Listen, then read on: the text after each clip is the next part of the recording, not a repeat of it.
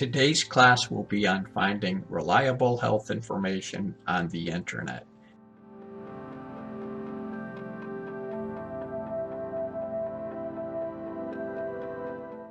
To start, we're going to take a look at a couple of websites. This is an example of a good website. Our first clue is if we look at the top, we'll see U.S. Department of Health and Human Services and National Institutes of Health, which is, that's always a very good sign. Now let's read what it says. Okay, let's say someone is telling you about colloidal silver, or you read about it on the internet, you see it on some blog. Well, don't run out and buy it from a health food store or on the internet or anywhere. What you want to do is check into it, see if it's legit. Okay, so we go to a legit website and we'll read about it. Okay, so we'll see colloidal silver consists of tiny silver particles in a liquid that is sometimes promoted on the internet as a dietary supplement. Okay, right there, when you hear dietary supplement, you have to be aware.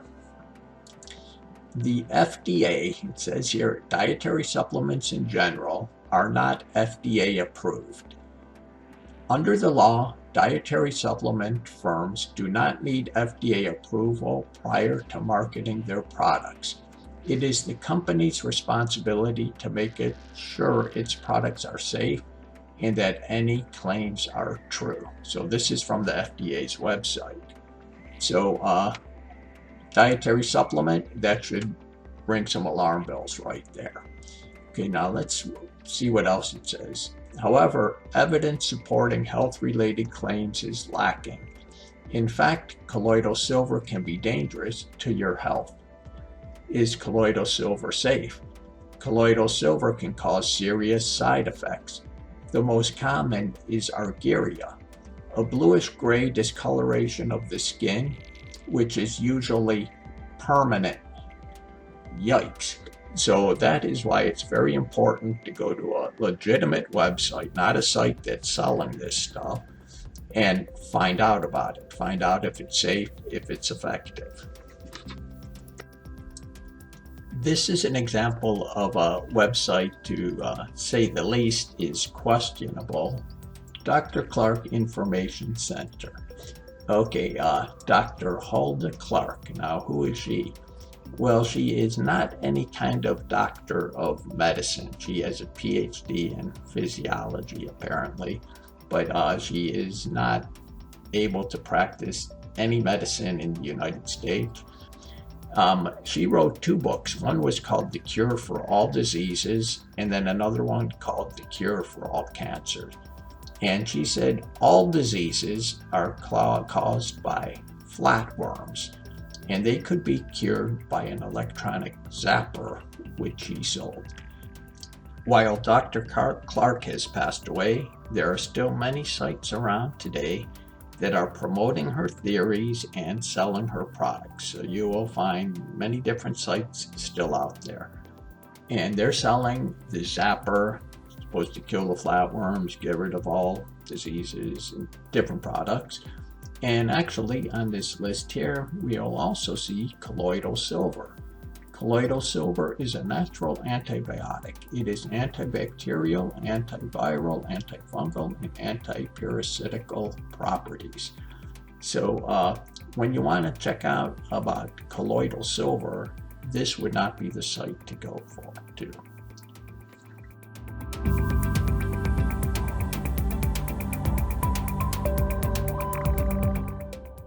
What about Google? Most people, they're trying to find some health information. Realistically, what they are going to do is they're going to use a search engine like Google or Bing, and they'll just Google the term and try to find information about it. Will that work? Well, you'll get mixed results. It will pull up some very good information, but it will also pull up some questionable information. So you get both. So it's really not the ideal way to do it. Let's try a search here.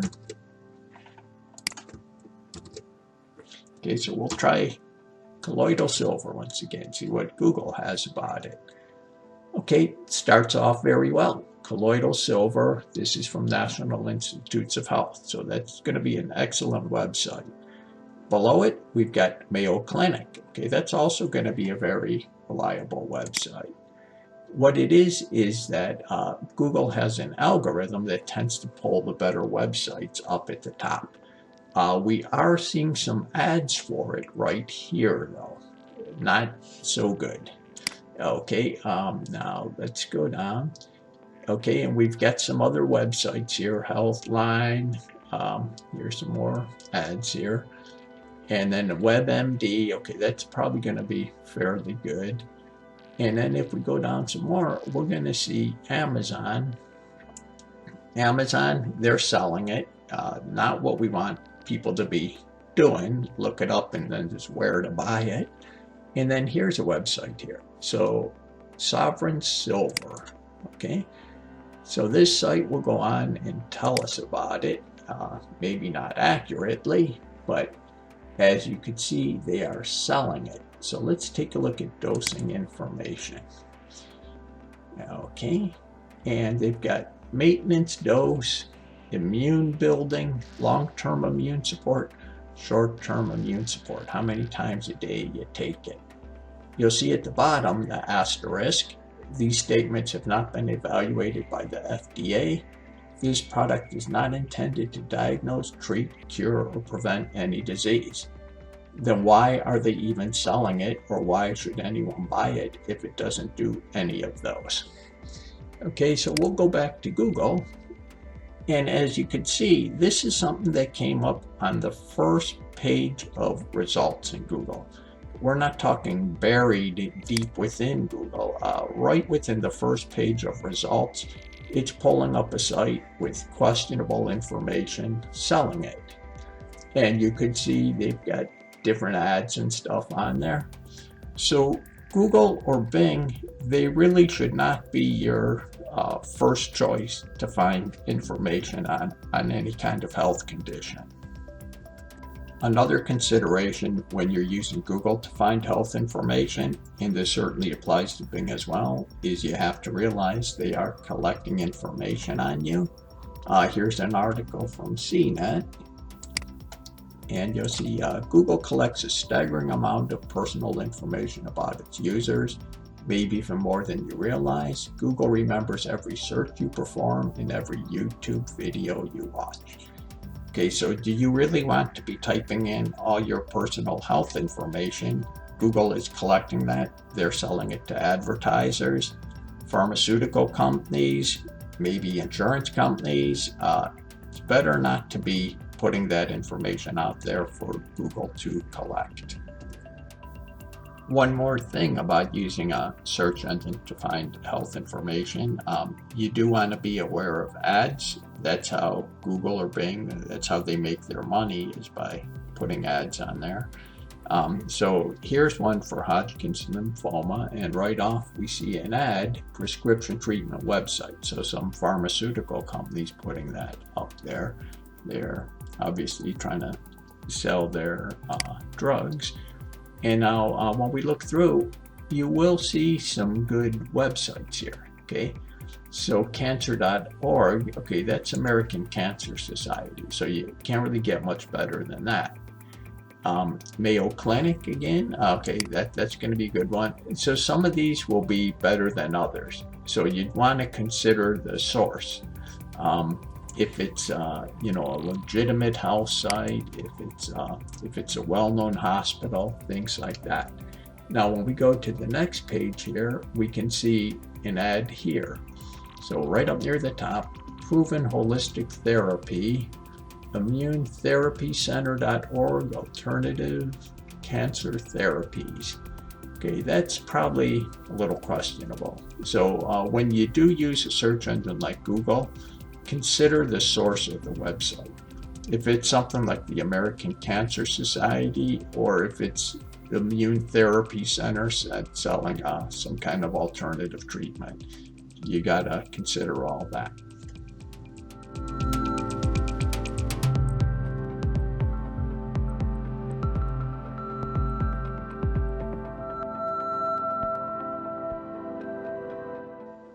So if you can't rely on the internet for reliable information, who do you trust? Where can you go to find accurate information?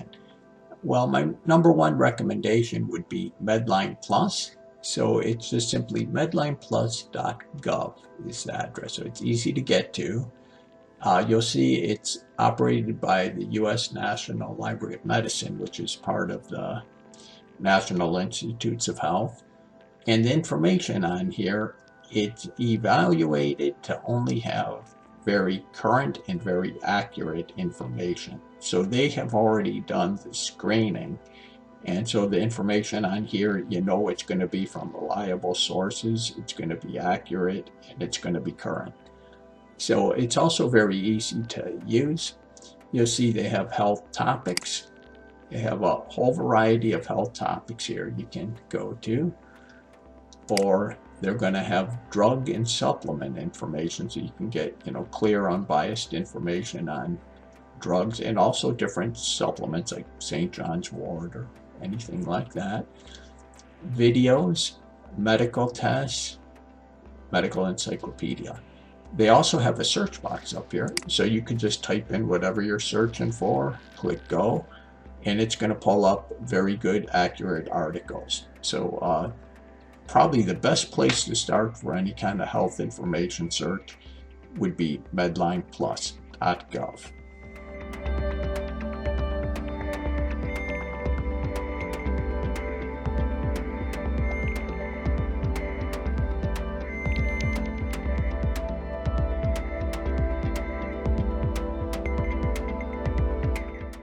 So first you'd go to the library's webpage, www.martin.fl.us/libraries. From there, you're going to see a button for eBooks, Databases, Research. Click that. It'll take us to another page, and we'll see Online Resources, Databases. We'll click the orange button below that. And that will take us to our database page.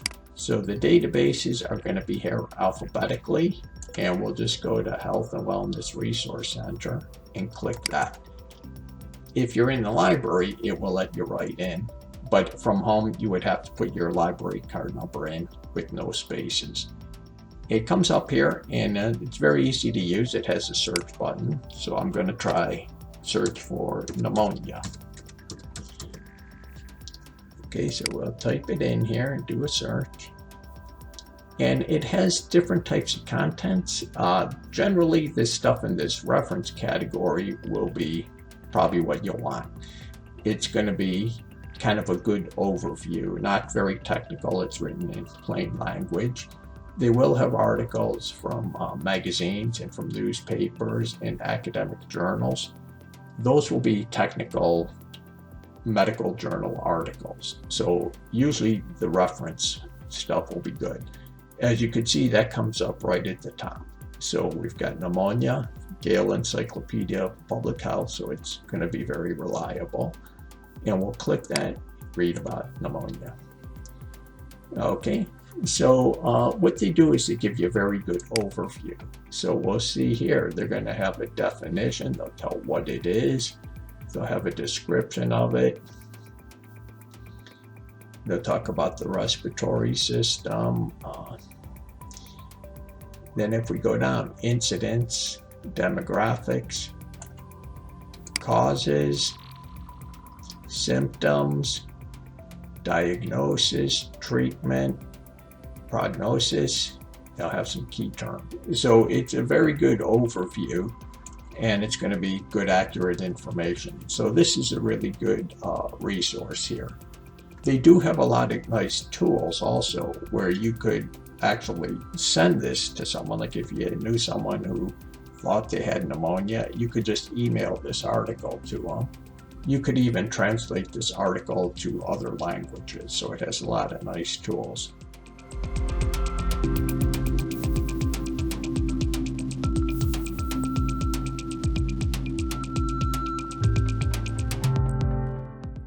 Probably the best place to search for medical information that's going to be reliable and accurate would be the government websites. We already saw MEDLINE Plus, which is one of those. Now, there's also National Institutes of Health, which MEDLINE Plus is under. But they have, the way they're structured is they have a bunch of different functional areas, and they'll call those institutes. So we have the National Cancer Institute, National Eye Institute, National Heart, Lung, and Blood Institute. They have them on all different types of functional areas of medicine. So we'll take a look at National Cancer Institute. This would be an excellent place if you know someone who has cancer, or you had it, or you had questions about it, to go and find out. So they'll have, what is cancer, cancer prevention, diagnosis and staging, treatment. They'll have all kinds of information. There's, of course, many different types of cancer, but you can go in here and you can click on any type of cancer, and like, let's say brain tumors, and they're going to have a lot of very good information on it. Now, there's other government websites that would be good. Of course, FDA is one, but remember what we said about the supplements, that they are not regulating that. And one that has certainly been in the news a lot lately is the CDC. So it's just going to be cdc.gov, and they're taking the lead on the COVID outbreak. So there's, of course, great information here about COVID-19, but they do have information on many other things. It's not, strictly that, but best source of all for COVID-19 information.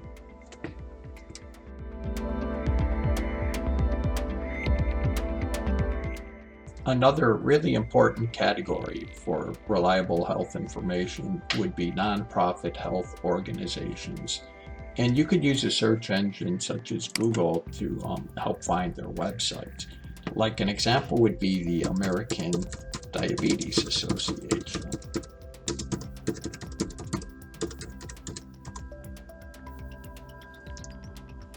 And you'll see they'll have their website here, and they're going to have a lot of good information for diabetics here. So this is going to be a good source. It's a nonprofit. They're not trying to sell anything.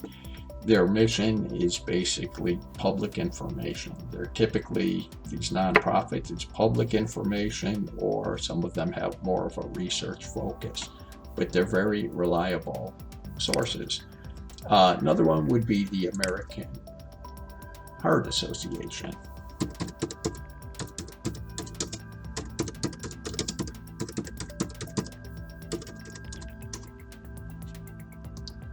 Now, as you go to these, you're going to notice the address, like heart.org. They're typically all going to be ending in org because they're nonprofit organizations.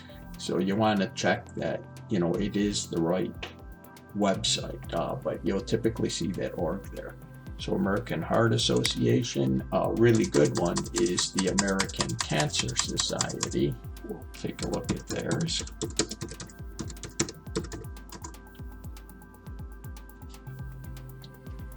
And you'll see cancer.org. And, it's going to be an excellent source for information.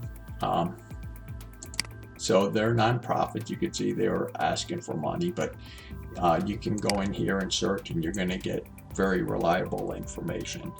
Now, pretty much any condition out there is going to have some nonprofit organization. Like, let's say it's Parkinson's.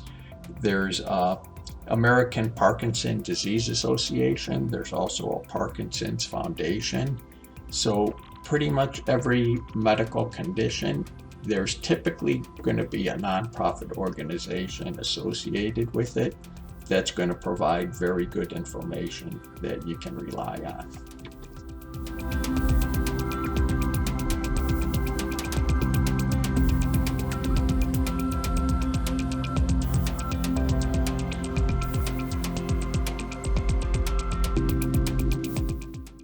Another important place for reliable health information would be hospitals. Now, we're not talking like small local hospitals. We're talking some of the leading hospitals within the country.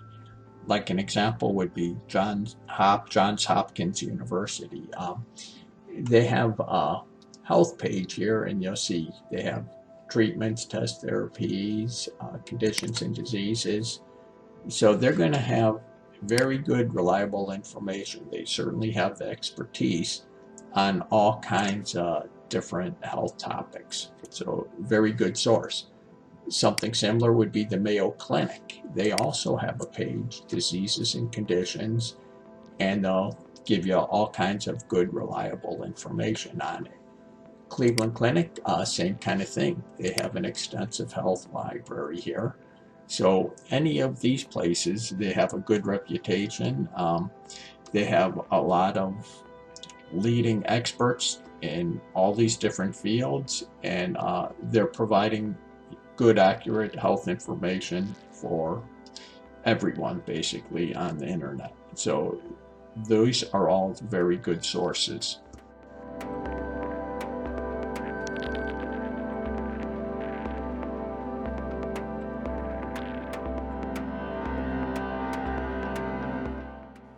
Okay, we have talked about some good types of health websites, which you could see it was mostly organizations. It was government medical entities such as like the CDC or National Institutes of Health, and some major hospitals. Now what about .coms? That's what there's really a lot of them out there, and they are going to vary widely. So what you have to do is when you're looking at any kind of .com website, you have to remember their reason for existence is to make money. Okay, now how do they make their money? Are they selling products? Is it advertising? It's usually one or the other, or a combination of both. What kind of ads are they running? What kind of products do they have? What kind of information is on that website? You're going to have to take a look at that and not just implicitly trust it. So right now I'm on this Webmd, which is it's a .com. It's one of the more popular web medical sites on the internet. So let's take a look at this one. Okay, so we see Webmd. Usually what we want to do is we want to find something that says about us. Okay, and that will usually tell you a little bit about it. So here we go, about Webmd.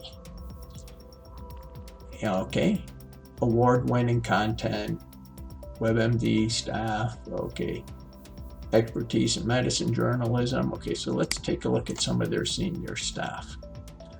Okay, so we can see they do have some medical people here, and they do have a lot of journalists involved as well. And then let's see, what do we do for our users? Okay, we provide credible information. We are a source for original, timely health information, award-winning expertise in journalism, content creation. And you can see, you know, it looks pretty good overall. Okay, so we'll go back. Another good thing would be to take a look at their advertising policy. So we'll take a look at that. Okay, now one thing I notice at the bottom is they do have this Han code on there. This is an organization in Switzerland. It's called the Health on the Net Foundation. And basically, there's a set of ethics that a company has to adhere to be able to put this on their website. So it's kind of like the good housekeeping seal for medical websites. So that is another good thing in their favor. Okay, now let's take a look about the advertising here, advertising policy. Okay, so they have their advertising policy laid out here. And when you look through it, it actually looks like it's a pretty good policy. Webmd will not knowingly accept advertising that, in Webmd's opinion, is not factually accurate and in good taste. And then they have categories that they will not accept ads for: fraudulent, deceptive, illicit, misleading, material that misrepresents, and it goes on. So I think WebMD, it passes the test when you check, how credible the website is. Not all websites are gonna, this is, particularly good. Most of them probably will not have this level of credibility. But we'll take a look at another kind of typical site and compare it. Okay, here is another one. I just looked for supplements because those sites can sometimes be a little shaky, and I just kind of picked this one at random. So this one, it's called Supplement Plus, and we'll take a look through that. So I can see they're selling this silver, which we saw at the beginning of the class. Definitely not recommended. But they have a bunch of different products here, and it looks like they're making their money through selling the product, which, nothing wrong with that, as long as the products are good and the information is accurate. And now at the bottom, they do have About Us. So we'll click that. And our loyal team is not something you can replicate. Take pride in what they do. We have constant promotions. We're proud of our Alive Vitamins line. It's a family-run business. Okay, nothing about this is making you think like, well, this is information I can trust on it. So the About Us, it's not really giving you a lot to go on there. So, of course, there's no HAN code or any of that. It, certainly wouldn't qualify for that. So, what do you do when you come across these other kind of websites? Well, you check them out, and then the main thing of all is you have to evaluate in your head about the website. How does it sound? Does it sound like it's accurate? Does it sound like that something is being like really promoted and exaggerated? Is it a pill that's claiming, an obese person can take this pill and, look like a supermodel in a few months?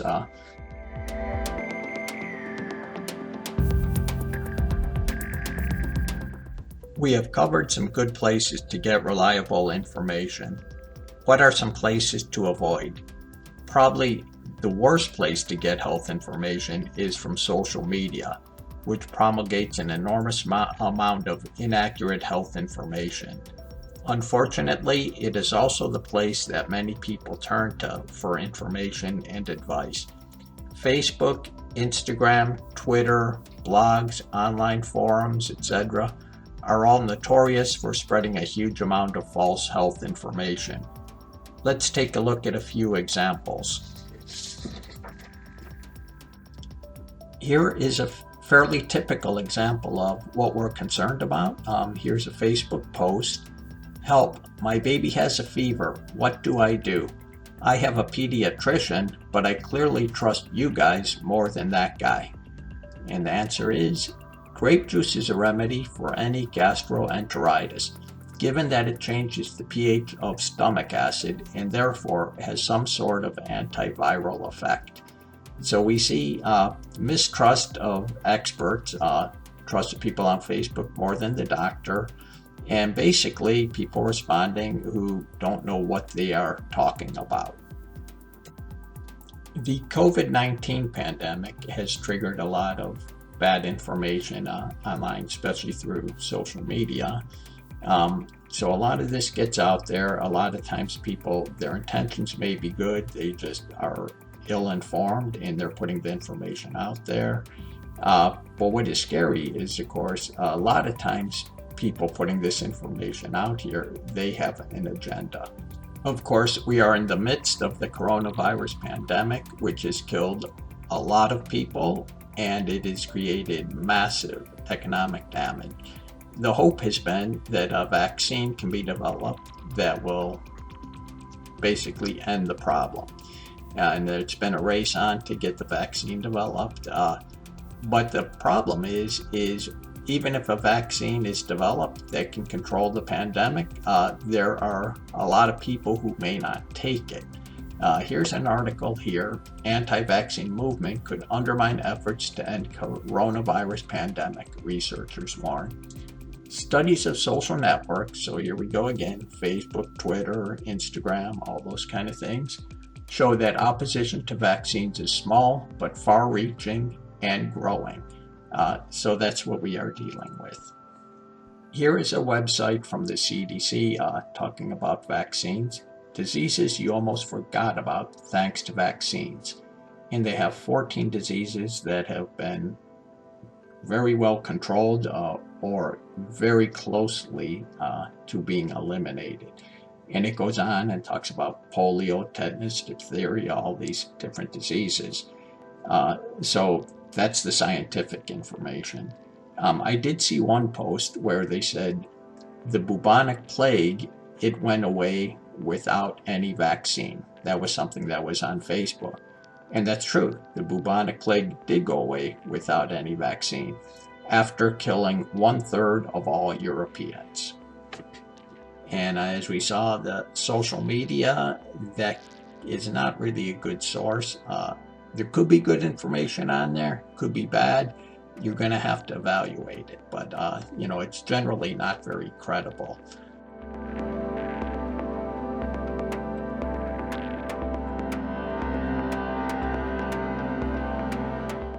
Main thing of all, with all this health information, is that you have to run it through the BS meter in your head, and you have to use common sense. Okay, so the best protection of all is just use your common sense when you're looking for this health information. You want to go to credible sources, and when you go to other sources that you're not sure of, think about it. Think about, the products they're selling, the claims they're making, and use your common sense.